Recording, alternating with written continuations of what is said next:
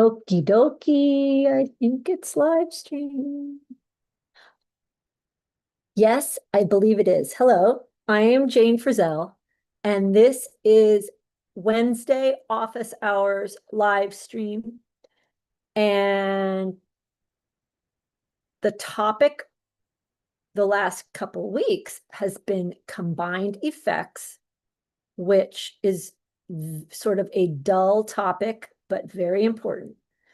And you must know it. So go back and watch the previous episodes if you don't know what I'm talking about. And many, I think combined effects is sort of a phrase that, of course, people would nod and say, well, yeah, of course, but is it really happening? Like, and that's a hallmark of this program is we literally do what the masters said to do. We don't just, give them lip service or we say, oh, yes, they're wonderful and marvelous and we are classical and compassionate. That's not what this is about. This is about gymnastic forward riding. And for that, we need to do what the instructions say, which they already gave us. And so there's no need for new ones. Today, I want to, continuing on the idea of effects and combined effects, but also making my way into getting you guys ready for class 107, which is contact, throughness, and through the back. And those are all very nearly related ideas, but there's slight distinctions. So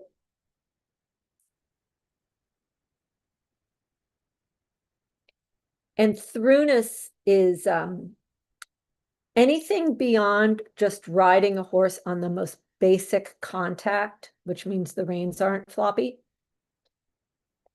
Then for the horse to start to collect and to go, quote, on the bit.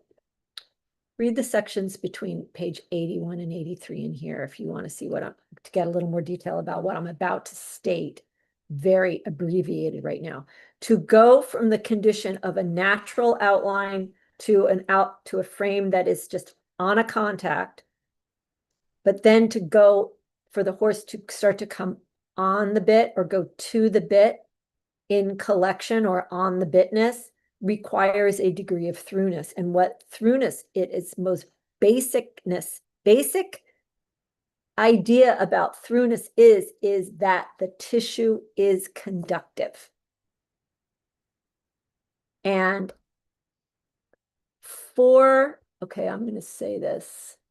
So the tissue has to be conductive, and this is true of the rider's tissue and the horse's tissue. And by your tissue, by that, I'm talking about especially butts and thighs, that these things are soft. The tissue must be conductive and not have any muscular constriction, which causes blocks and or tension. Maybe I should say blocks and tension. Blocks in the form of tension. I don't know exactly how to, some horses, when they're blocked, they just go, sorry, can't do it, not going. But some of them, and very good ones, tend to mirror exactly what the sensations are.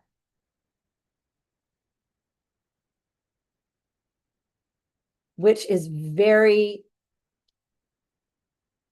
disconcerting for many people to realize that, oh my God, horses go as they are ridden. That's the way the Major said it. Major said two things. He said that all of this is really about bun management. So he was talking about my buns and my horse's buns, that they be conductive and be able to transmit without disturbing the rest of the system, transmit motion, momentum, and impulse, including information. Motion, momentum, impulse. Don't repeat that without citing the program that I assembled, because I'm the one who said it like that. Motion, momentum, and impulse, including information. So motion is like the way the whole skeleton is articulating. That is motion. And then there's a whoop, the power, the propulsive force also goes through the system. It has to be able to go through the system and not like hit a barrier. It has to be able to go through. So that's the momentum. And impulse means impulse is what the nervous system does. The nervous system delivers ideas from the mind or from the decision-making process of the entire nervous system, which includes the brain, informs the muscles that change the way the bones are articulating, which makes whatever motion is going to be going on. Okay, that was a little hard for me to say. It was very scientific because and I don't really want to be too scientific. So impulse, think nerves, ideas into nerves into muscles is the most simple form of that. But we also can say that that is why we also say that an aid goes through. So the natural aids that are felt, those would be the weight of the seat, the leg at the girth, and the hand. The hand delivers the rein actions that make effects. Certain actions make effects. That's the way French cavalry, which is classical, spelled it out. It is a table in the French cavalry manual and in the Fort Riley manual. There's 5 effects. 5 rein actions starting, and the main 3 that we deal with: leading, opening, bearing. And I don't really worry about the final 2 effects that make a total of 5, because when we're really good and clean with our leading, opening, and bearing effects, actions and effects, all the other things tend to take care of ourselves. And we also remember to shorten our inner rein when we engage them from behind. So if that went over your head, that's because you're not in the program I assembled and operate. And you should be, because you need to know that. Now, I want to stay on my topic though. I want to be able to have you guys see an aid go through. So motion, momentum, and impulse, which includes information. The information category, that is where we're going to put the idea of the natural aids that are felt in the category of impulse. Impulse includes information. My aids are basically information. They are basically a lexicon that horse and rider both know, agree to, understand, and can easily execute.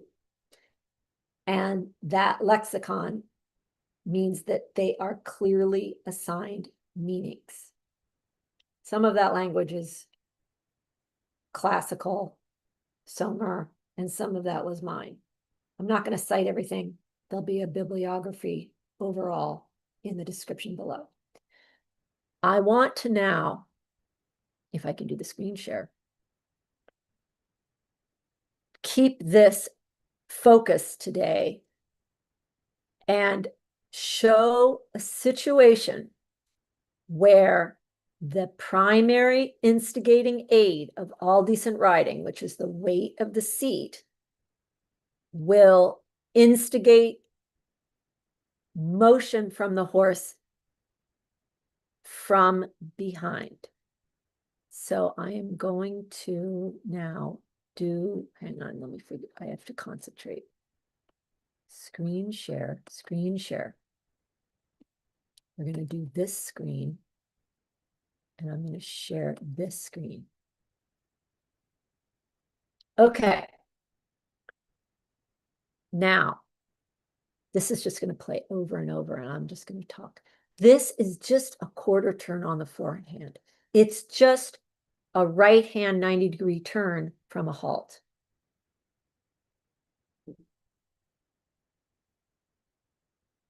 The aids for this turn and for a turn in motion are inside weight, inside leg at the girth. It should just be there if it's needed, but you shouldn't need it, because if you need it, it means your horse was asleep. And the inside rein is the predominant rein because he's engaged inside. So that rein is slightly shorter because the inside of the horse will be shorter because he's engaged in his right hindquarter. I want to also make note for any of you who are not in the program that I assembled and operate. Engagement only references the uppermost angles of the hindquarters.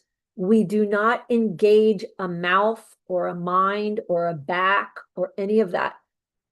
Engagement is about angles and gears, basically. And in riding, engagement only means the uppermost joints of the hindquarters.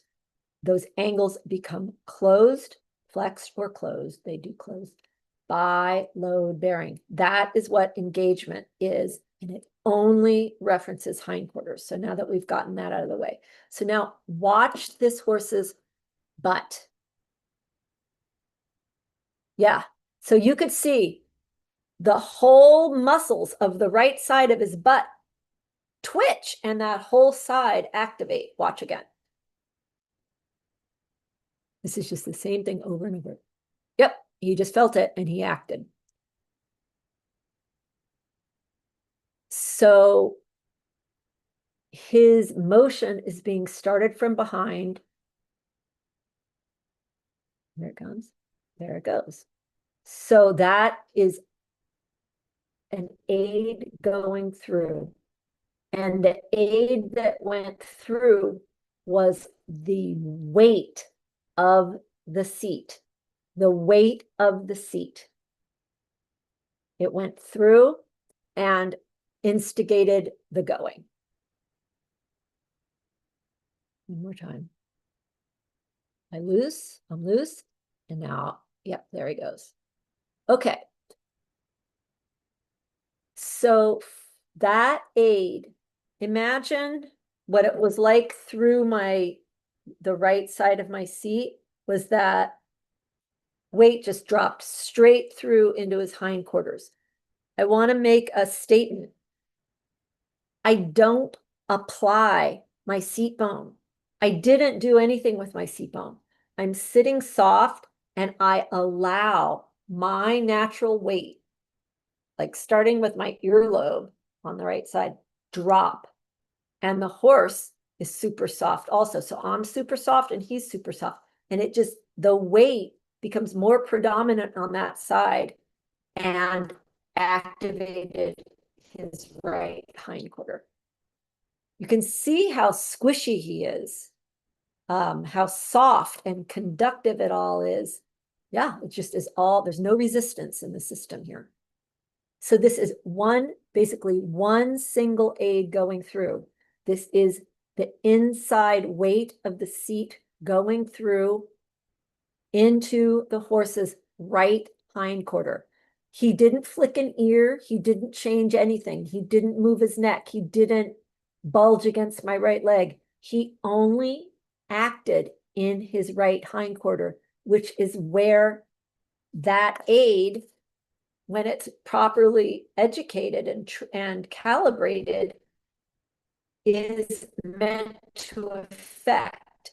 So what I just said there, that aid only affected his inside hindquarter, is because the horse's body, the aid went through, and so it went through conductive tissue and didn't disturb any other part of the body or his mind. Like he didn't go, hell no, or he didn't go, what?